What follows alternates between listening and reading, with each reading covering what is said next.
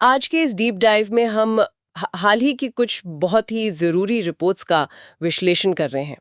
मतलब हमारा मिशन ये समझना है कि ईरान का स्ट्रेट ऑफ हॉर्मुज को कंट्रोल करना, हाँ, जो कि एक बहुत बड़ी बात है। बिल्कुल उसका सीधा असर ग्लोबल महंगाई और खाने पीने की कीमतों पर कैसे पड़ रहा है।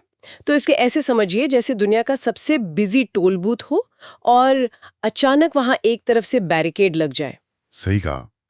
और ईरान का कहना है कि उन्होंने रास्ता पूरी तरह ब्लॉक नहीं किया है, मतलब उन्होंने बस इसे एक तरह से कंट्रोल में लिया है। दोस्तों के लिए रास्ता खुला है और दुश्मनों के लिए बंद। और ये शुरू हुआ क्योंकि उनका तर्क है कि अमेरिका ने अपना पुराना अग्रीमेंट तोड़ा। मतलब उन्होंने अपनी बैरिकेडिंग नहीं हटाई और हाल ही में अमेरिकी सेंटकॉम ने 21 जहाज़ों को वापस भी भेज दिया। हाँ, लेकिन जमीनी हकीकत ना इससे भी ज्यादा डरावनी है।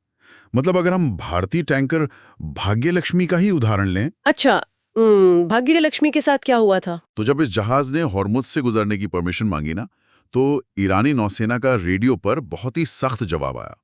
उन्होंने सीधा कहा कि कोई परमिशन नहीं है, तुरंत अपने डिपार्चर पोर्ट पर लौट जाओ। बाप रे, सिर्फ वापस भेज दिया? सिर्फ वापस नहीं भेजा, खबरें तो ये भी हैं कि वहां 2 अन्य जहाजों पर ओपन फायर भी हुआ है।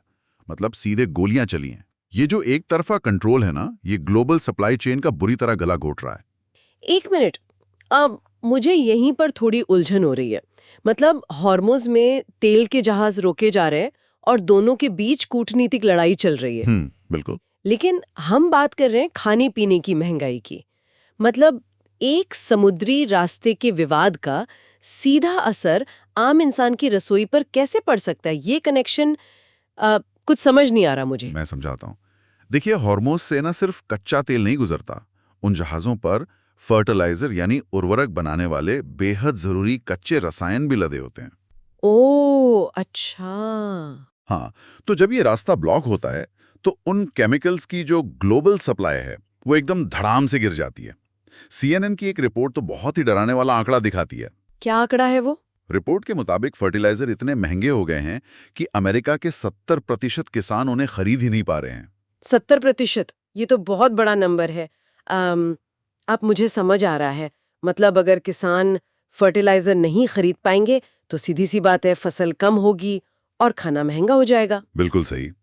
लेकिन फिर न्यूयॉर्क पोस्ट की उस रिपोर्ट का क्या कनेक्शन है जिसमें कहा गया है कि लोग अब घर या प्रॉपर्टी नहीं खरीद पा रहे हैं?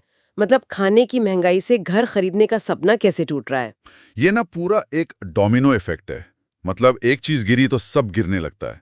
जब ईंधन और खाना जैसी बुनियादी चीजें आसमान छूने लगती हैं, तो पूरी इकोनॉमी में भयंकर महंगाई फैल जाती है। हम्म। तो फिर उसे रोकने के लिए क्या होता है? उसे कंट्रोल करने के लिए बैंक अपनी ब्याज दरें यानी इंटरेस्ट रेट्स बढ़ा देते हैं, और इसका सीधा नतीजा ये होता है कि होम लोन इतने महंगे हो जाते हैं कि आम इंसान के लिए घर खरीदना लगभग नामुमकिन हो जाता है। समझ गई। मतलब एक तरफ दुनिया के किसी कोने में एक समुद्री रास्ता बंद होता है और दूसरी तरफ ग्लोबल इकोनॉमी में हाहाकार मच जाता है। बिल्कुल। और अगर ये फर्टिलाइजर और घरों की कीमतें डरावनी लग रही है ना, तो इसके पीछे का भू राजनीतिक कारण और भी ज्यादा गंभीर है।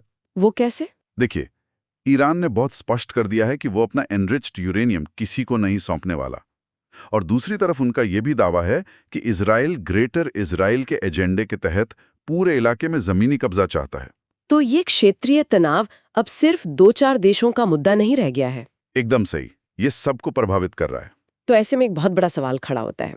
क्या वो ग्लोबल हाईवे का बंद टोल बूथ और ये जो आसमान छूती महंगाई है, क्या ये महज एक अस्थायी समस्या है या फिर अम, ये हमारी दुनिया की एक नई और स्थायी वास्तविकता बनने जा रही है? ये सच में सोचने वाली बात है।